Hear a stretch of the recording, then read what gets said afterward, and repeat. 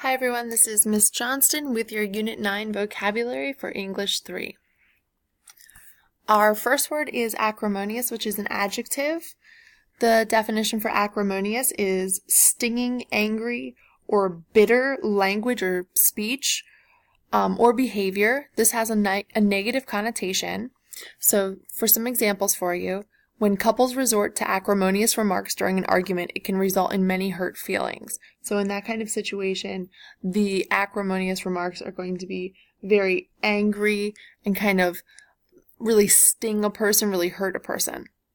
Or the other example is Gordon Ramsay screams acrimonious insults at the chefs in his kitchen who aren't doing exactly what he says.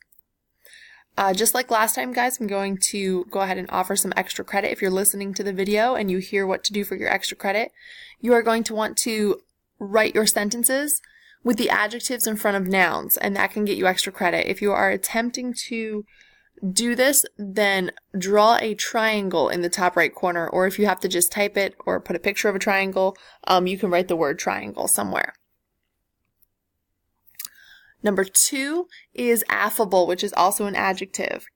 The definition for affable is friendly, agreeable, or easy to talk to. So this has a positive connotation.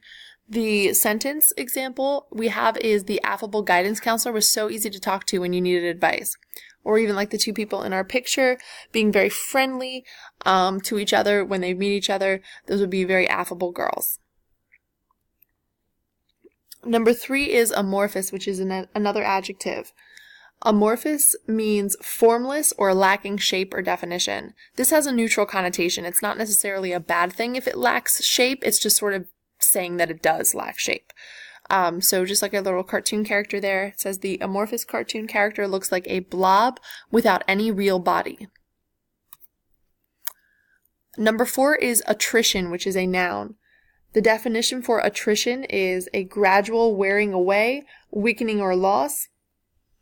Or another version of the definition is a natural or expected decrease in numbers or size. A lot of the times this word is used in relation to the environment. It has a negative connotation that something is getting weaker or going down in size in some way. So for our example, we have the beaches were experiencing a high amount of attrition because of climate change.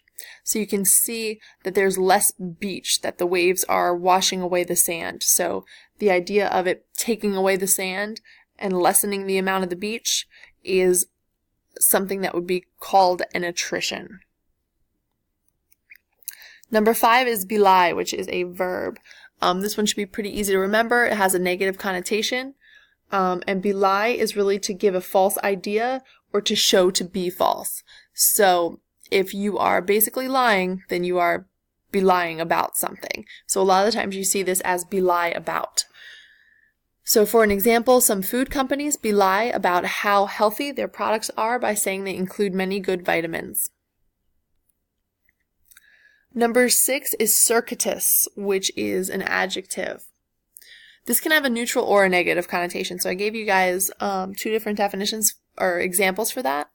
As far as circuitous, the definition for circuitous is not straight, short and direct, and instead has a circular or a winding course. So something that is circuitous is winding around. If you're walking around or going in a circle, it would be in that way. Another way to think about circuitous is it doesn't have to be an actual circle. It could be when you're talking. If you're not talking clearly and you're talking around and around a point, then you would be speaking in a circuitous way.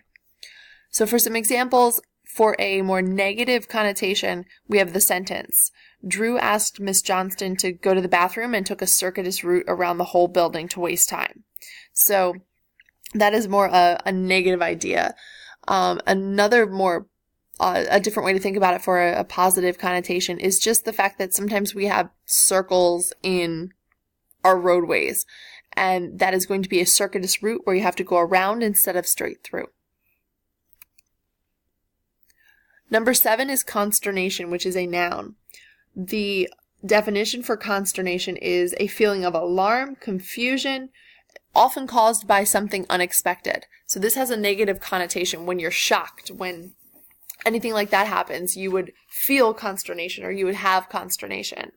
So for our example sentence, we have Mike felt a sudden rush of consternation when he looked outside and saw a tornado. Number 8 is disseminate, which is a verb. The definition for disseminate is to scatter or spread widely. A lot of the times this is used for something to do with seeds, like planting, or information. So I put both examples up there. So when you disseminate something, it could be disseminating seeds to plant, like our flower there, a dandelion that's turned into the little fuzzy guy, disseminating the seeds around. Or another way to think of it with disseminating information is the example in our sentence. Messages about the school walkout on March 14th were disseminated by placing Post-it notes on the lockers all over school. Number 9 is emanate, which is a verb. The definition for emanate is to come out from a source, to flow, to kind of send or give out. So something is coming out of a source. This has a neutral connotation, but it can talk about positive things or negative things. So it's neutral because it's just kind of saying that it does that thing, that something comes out. A lot of the times, this is related to smells. So for a more positive thing, I have the sentence, the delicious scent of fresh baked chocolate chip cookies emanated from Nana's kitchen. Or in a negative sense, the picture here shows the terrible smell that can be emanating from some stinky socks. Number 10 is expurgate, which is a verb. The definition for expurgate is to change something that's written by taking parts out that might offend people. So this has a negative connotation in ways. If you think about censorship, like the picture, the worst part of censorship is, and then they took that out. So that's kind of offensive that they might have done that and taken that out. Another way to think about it, like the sentence, is we have the popular rapper was asked to expurgate the inappropriate language from her lyrics. So that is something that could be offensive, and they were asked to change their writing and take it out. Number 11 is invective, which can be a noun or an adjective. This has a negative connotation. The definition for invective is insulting, abusive, or highly critical language. That would be the noun. And then for the adjective, it's going to be describing something that is relating to insult or abuse. So for our noun example, it connects to our picture. The woman had such a bad case of road rage that she shouted invectives out of her car window. And then for an adjective example, we have Sandy filed a sexual harassment complaint about the man who always approached her with invective comments. So for the noun, it's the actual insults, saying invectives, and for the adjective, it would be invectives describing something that was offensive, like invective comments or invective words or something like that. Number 12 is inveigh, which is a verb. The definition for inveigh is to protest strongly with words. So this can usually be seen in the combination of inveigh against. You often see it that way. This can be something where somebody is protesting something strongly in a good way, a positive way. Like in our sentence, students from Parkland High School met with government officials to inveigh against easy access to guns that can lead to violence in schools. So in that example, they are inveighing against or protesting against lack of gun control. And in the picture, though, you kind of see a more negative way to think of inveigh, because sometimes someone might be protesting something so strongly that they're like hollering at another person or yelling at another person. So they might be inveighing against something that the other person did in a way that is maybe a little bit strong and hurtful. Number 13 is lucid, which is an adjective. This has a neutral connotation.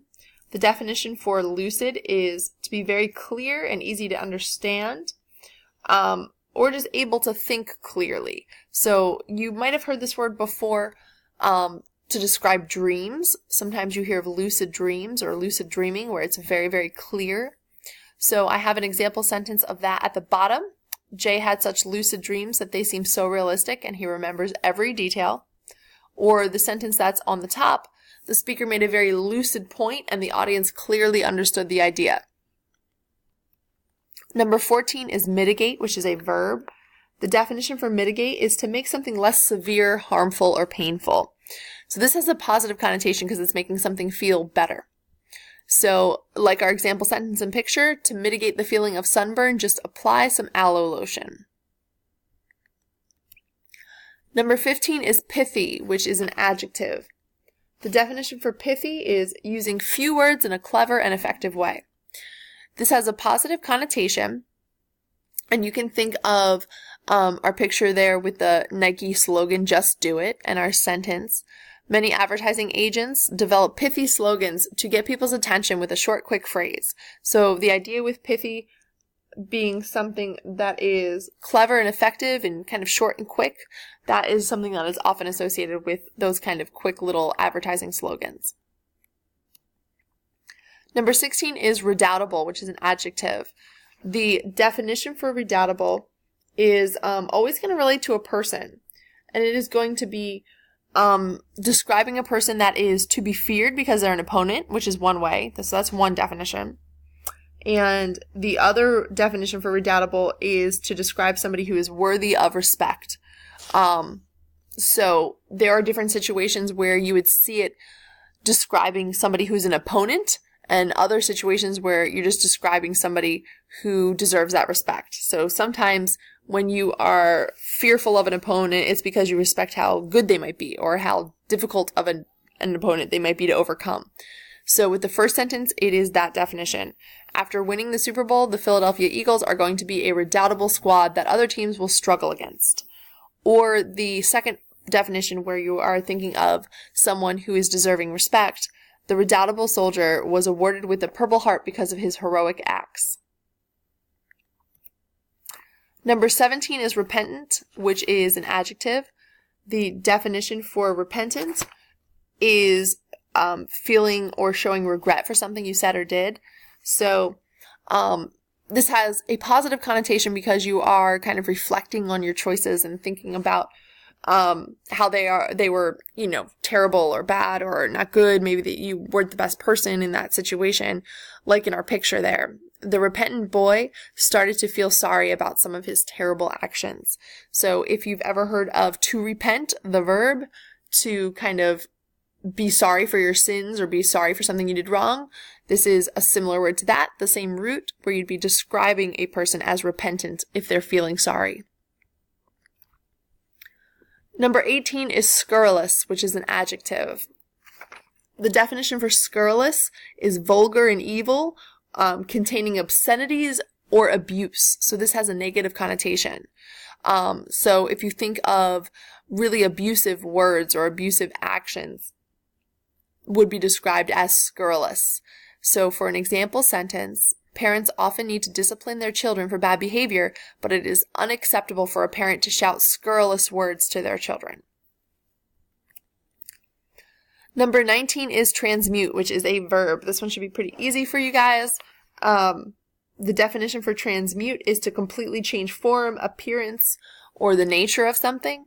So since there is mute in the word, you can think of like mutate or a mutation. So this has to do with changing. So this has a neutral definition. It's just a thing that happens. Something can change. Doesn't have to be a positive or a negative thing. Can be either. So for our example, the caterpillar transmuted into a beautiful butterfly. And our last word on the list, number 20, is unctuous, which is an adjective. This can be used in a negative way or kind of just a neutral way. For the negative connotation, you're going to be using something like the definition where someone is like polite, but too polite to the point where they are just being fake. So this is insincerely polite. They are faking that they're being polite for the negative connotation. For the neutral connotation, the definition would just be describing something that is oily, smooth, and greasy.